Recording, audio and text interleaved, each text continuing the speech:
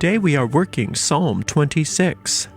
Psalm 26 is often used for financial prosperity. So if there's any kind of financial issue, or you have financial goals that you want to meet, or if you have financial problems that you need to solve, this is an excellent psalm for that. Another use that's pretty common for Psalm 26 is if somebody needs to be released from prison, especially if they've been wrongly accused. But if they need to be released from prison, this is a fairly common psalm for that. But today we are going to use it for financial prosperity. So thinking about whatever your financial needs are, we're going to bring those needs right to this psalm, and we will get our needs met. Because the way psalm magic works is very powerful, and it's very simple. We take the psalm in question, and we read it out loud all the way through once without stopping. We call this an incantation. Then we take that same psalm and we search for hidden occult meanings that are existent in those verses. And we contemplate them, we find them, we think about them, we conceptualize them, and especially we apply what we find to whatever the issue at hand is. And by doing this, we are in effect planting those magic seeds deeply in the fertile grounds of our mind, where they take root and they blossom and they bear fruit after their kind. And that's what we're going to do together right now, you and I, with Psalm number 26. Judge me, O Lord, for I have walked in mine integrity. I have trusted also in the Lord, therefore I shall not slide. Examine me, O Lord, and prove me. Try my reins and my heart, for thy loving kindness is before mine eyes. I have walked in thy truth. I have not sat with vain persons, neither will I go with dissemblers. I have hated the congregation of evildoers, and I will not sit with the wicked. I will wash mine hands in innocency, so I will compass thine altar, O Lord, that I may publish with the voice of thanksgiving and tell of all thy wondrous works. Lord, I have loved the habitation of thy house, and the place where thine honor dwelleth. Gather not my soul with sinners, nor my life with bloody men, in whose hands is mischief, and their right hand is full of bribes. But as for me, I will walk in mine integrity. Redeem me, and be merciful unto me. My foot standeth in an even place. In the congregations will I bless the Lord. It's starting out addressing the Lord directly. So we have to orient ourselves to what we mean by the Lord. The Lord is infinite, the one power, the one force in all the universe. So where you see the Lord, we think not in terms of some father deity. We think in terms of a pregender force, a singular force, the force.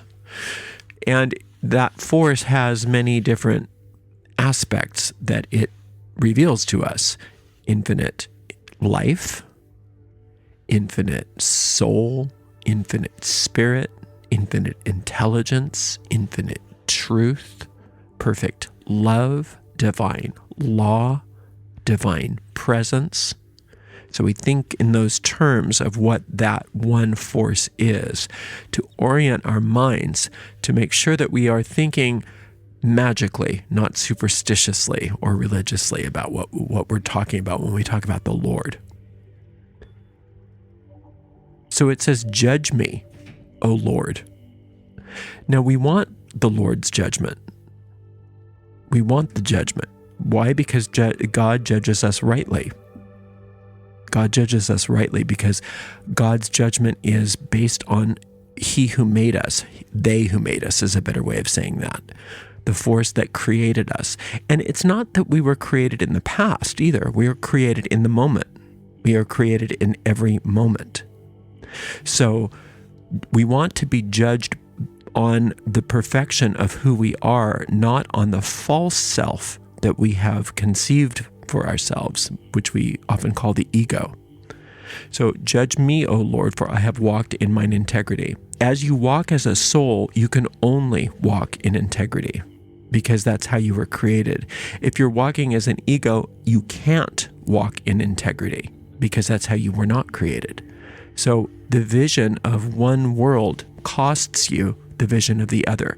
You are either in integrity or out of integrity. So when we say, I have walked in mine integrity, we are declaring the truth of who we are as souls.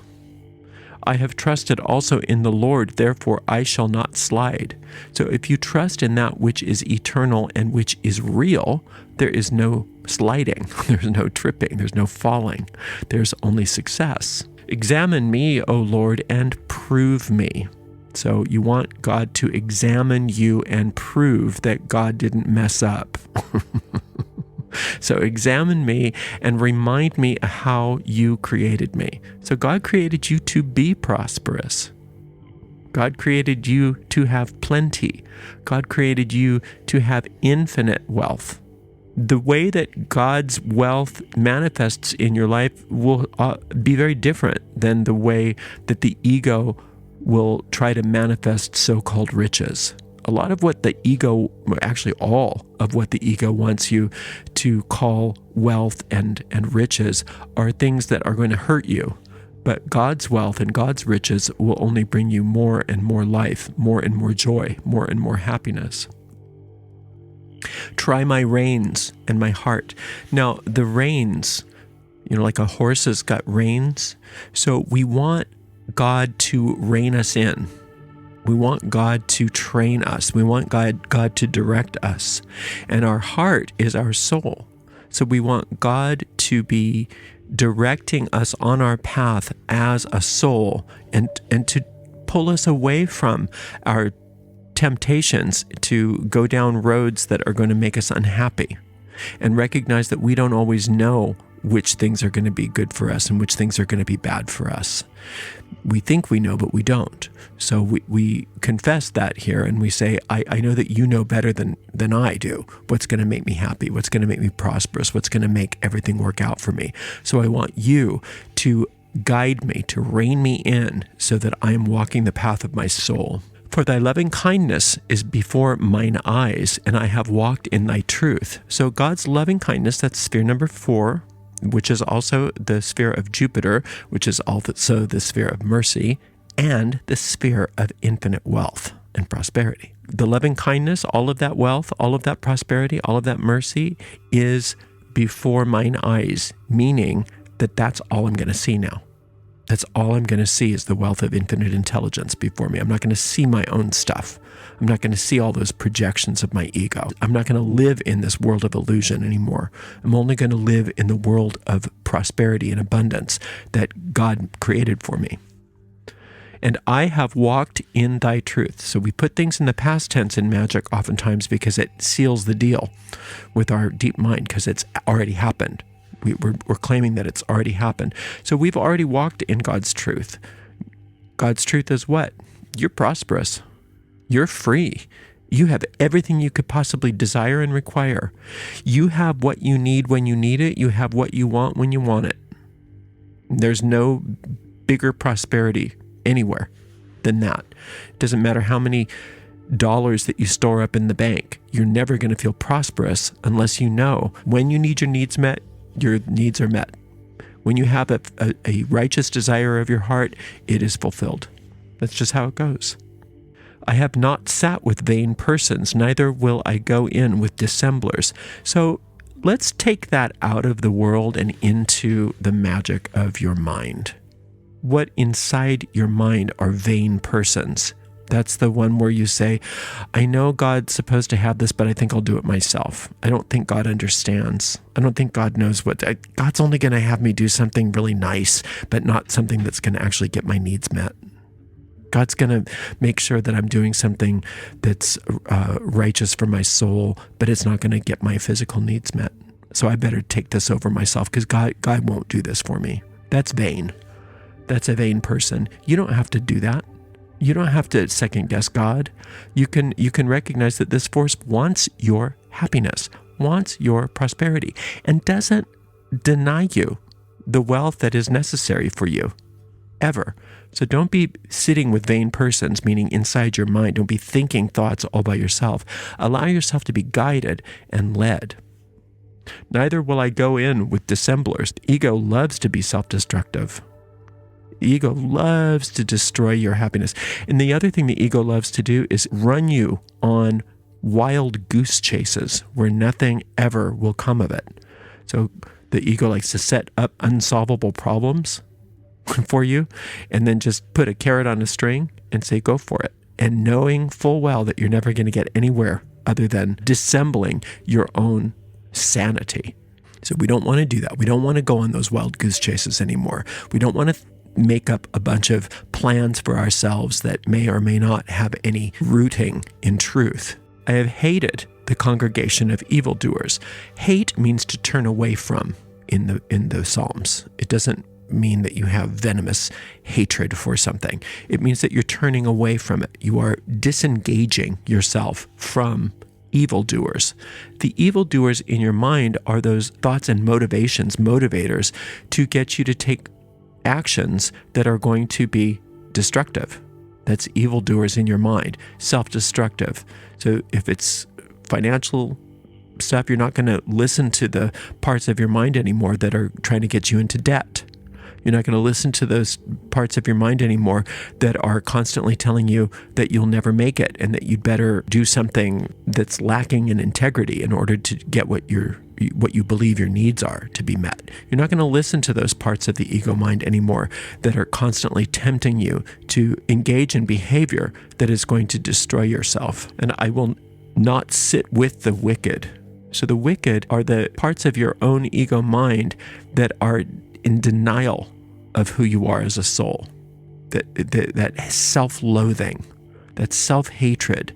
And that self-loathing and that self-hatred, if left unchecked, and if you sit with that, then you manufacture problem after problem after problem for yourself, and you oftentimes will join forces with other egos so that you can manufacture problems for one another.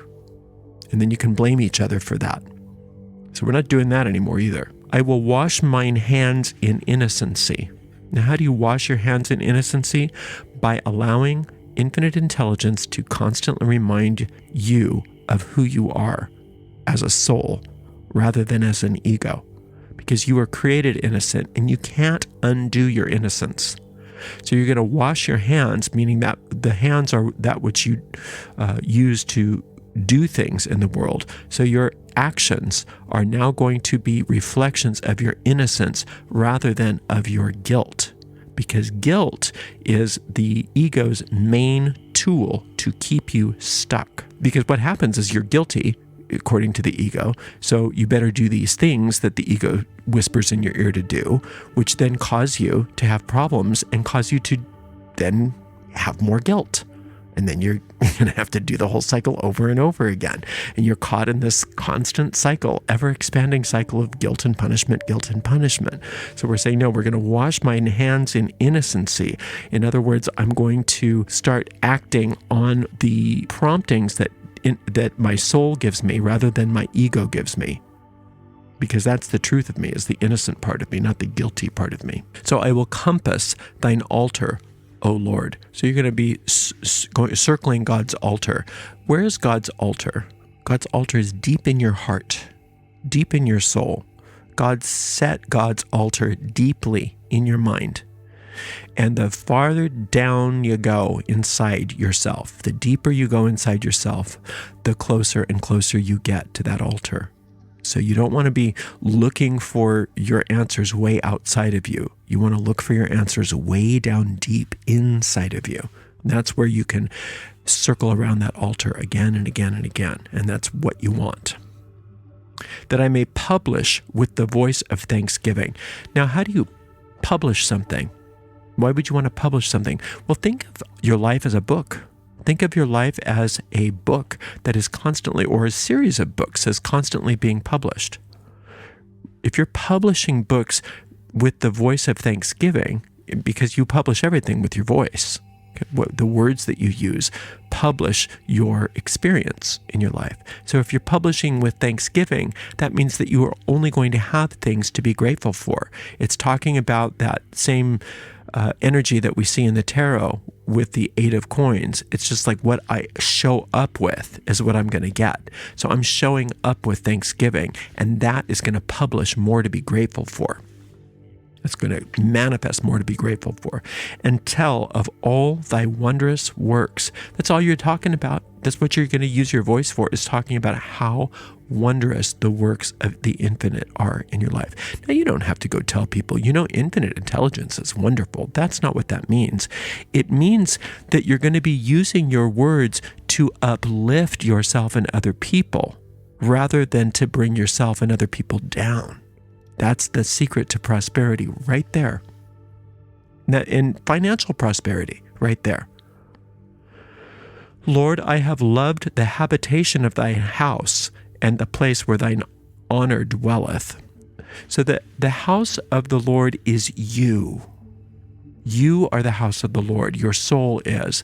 And when you are entertaining the ego mind, you're entertaining an imposter.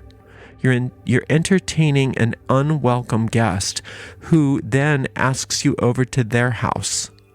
And their house is a house of mirrors. Their house is a house of lies, and also a house of cards. It has absolutely nothing that you want, and it has no stability and no reality other than in the realm of an illusion.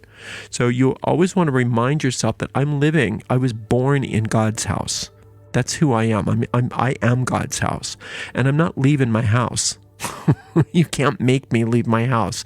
My house can expand into everything that I see, do, and have, and am, but I am not leaving who I am. I'm not going to pretend like I'm somebody I'm not. I'm not going to believe in that imposter mind, that ego mind that's always telling me how bad I am, or how bad the world is, or how bad everything is, even though there's plenty of evidence to support it. Why is there plenty of evidence to support it? Because the world that we see is a reflection of the ego.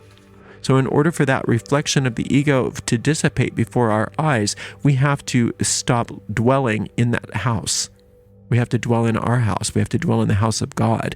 And that means that if we dwell in the house of God, then everything's going to reflect that truth.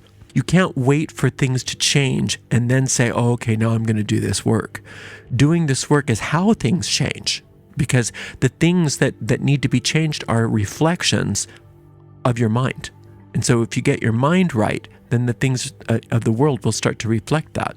It's just how that works. Gather not my soul with sinners, nor my life with bloody men. A sinner is somebody that's error prone. A sinner that is somebody that enjoys making mistakes, that enjoys doing the wrong thing, that enjoys it, that they think that that's their recreation. And inside your mind is what we're talking about. What are those thoughts that just get off on doing the bad thing, the wrong thing? And when I say the bad thing and the wrong thing, I'm talking about getting you in trouble financially here, right? There's parts of you that relish with joy getting you in financial trouble, that relish with joy the idea of causing problem after problem after problem, that you're going to go off on a wild goose chase. That's that creative part of our mind that we have turned against ourselves. That's that self-loathing. That's that sort of evil doer. But it's us. We've done that. It's nothing outside of us. It's nothing that we have to be afraid of. We have to just stop that habit. We have to stop that habit. So that's the sinner in your mind. And the bloody man is the one part of your mind that wants to, or the parts of your mind that want to see your destruction. But you see how insane the ego is? Once you're destroyed, the ego has no host. So the ego is self-destructive. Now you can let the ego destroy itself by disengaging from it completely and not let it take you with it. Because evil always does destroy itself. In whose hands is mischief, and their right hand is full of bribes. The ego loves to bribe you. The ego loves to say, well, I think if you do this, then everything's going to work out okay. It always kind of tries to convince you that it knows something that you don't know. And then you go down that road and everything falls to caca. And what does the ego do? Why did you do that? Why were you so stupid? Why did you do that? And we never once say, well, because you told me to do that. We never recognize, wait a minute, it's because I listen to that stupid voice inside my head that doesn't have any connection to reality or wisdom or infinite intelligence. That's why I'm having this problem. I'm not doing that anymore. I'm listening to the voice for God instead of this voice of self-destruction. That's bribing. But as for me, I will walk in mine integrity. Now, you walk in your integrity when your actions are reflections of the truth of your soul. And how do you do that? By asking before you act, by checking in with infinite intelligence. And we have our own guide. You can conceptualize it however it works best for you. You've got your own guardian angel, you've got your own spirit guide, whatever you want to call that, that's very specific to you. Right? That's an if we can think of it maybe as an agent of infinite intelligence, but in reality, it's infinite intelligence itself guiding and directing you. And if you don't make up your mind all by yourself, then you can walk in integrity. But if you don't question your motives, if you don't question yourself before you act, then you're just going to keep doing the same thing over and over and over again. And this psalm is here to kind of unhook you from those habit patterns so that you start prospering. So you're not going to listen to your own impulses right now. Instead, you're going to listen to infinite intelligence before you act on them. And it's just that act of asking before you act that gives you all the difference in the world as to whether you are prosperous or filled with poverty. Redeem me and be merciful unto me. So mercy, again, is sphere number 4, which is where your prosperity lies. Redeem, you can think of redemption as a distillation, as an alchemical distillation. You already are gold. You're the most precious thing that exists in the universe. There's nothing more precious than the souls that God created. Nothing exists. So anything that doesn't look like that preciousness is something that we've made over the years, over the lifetimes, over the millennia. And to be redeemed is simply the grand alchemist coming in and distilling you so that you redeem the truth of you and let go of all of the lies and let go of all of that ego that is trying to convince you that you're poor, that you're guilty, that you're not good enough, all of those things. So that's the redemption. And mercy. Be merciful unto me. It's not mercy. People misunderstand. They think, well, God's normally cruel, but now he's going to give you mercy. That's not what mercy means. Mercy is specifically talking about good, about the goodness of infinite intelligence. And it's the source of all good. And there is only good with infinite intelligence. And so that good is going to replace your errored thinking. And so that since that errored thinking is no longer in action, then you're not going to get those results anymore. And you're only going to get the prosperous results because you're letting God guide you rather than letting yourself guide yourself. My foot standeth in an even place. Finally, right? I'm standing in an even place. I don't have to worry. I'm not going to slip. I'm not going to fall. I'm not going to be tumbling down into bills and debts and problems with money anymore. No, I'm going to be standing tall because my foot's not slipping anymore, because I'm standing in an even place, because now infinite intelligence is my rock instead of me coming up with stuff all by myself that is flimsy at best. In the congregations will I bless the Lord. Now, this is such an important way to end this psalm, because the congregations are the totality of your thought processes. So that's including your ego mind, your soul's thoughts, all thoughts, every thought, Akashic records, past life memories, all of it. That's your congregation. In that congregation, you're blessing the Lord. Now, to bless the Lord means that you're blessing that which is blessing you. So you have started an irreversible current of blessing when you bless the Lord. And that irreversible current of blessing that is constantly and ever expanding is now acting like a machine, like a blessing machine. And you have installed it into the totality of the congregation, meaning into the totality of your mind. And therefore, the only thing that you have is infinite intelligence's thoughts about your prosperity. And since that is a constant machine going on, then you can expect only prosperity to result from that, because that's the only thought form that you are now allowing to be in your mind. And by blessing the Lord in the congregations, you're allowing that blessing to purify your mind, to purify your intentions, to purify your actions, so that infinite intelligence now blesses you with only the prosperity that is your birthright. You're not asking for something special here. You're asking to be returned to the prosperity that you were created to have. So you just keep coming back to this psalm each and every day, and pretty soon you're going to get this feeling, this click, this sense that all is well. It's a sense of peace. It's a sense of peace and certainty about the situation. And once you get that click, then you don't cast your spell anymore, because it's done. It's taken. It's got a life of its own, and you can move on to something else. Thank you so much for spending some time with me. Until next time, blessed be.